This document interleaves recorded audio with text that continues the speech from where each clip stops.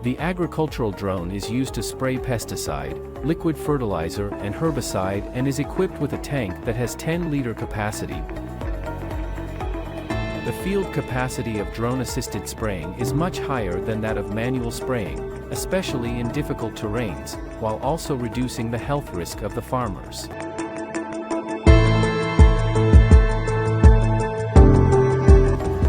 The multispectral camera agricultural drone is utilized for monitoring crop and soil health. Its remote sensing imaging technology captures both visible and invisible images of crops and vegetation to see areas of stress. The drone's versatile and effective sensors record data at an exceptional spatial resolution.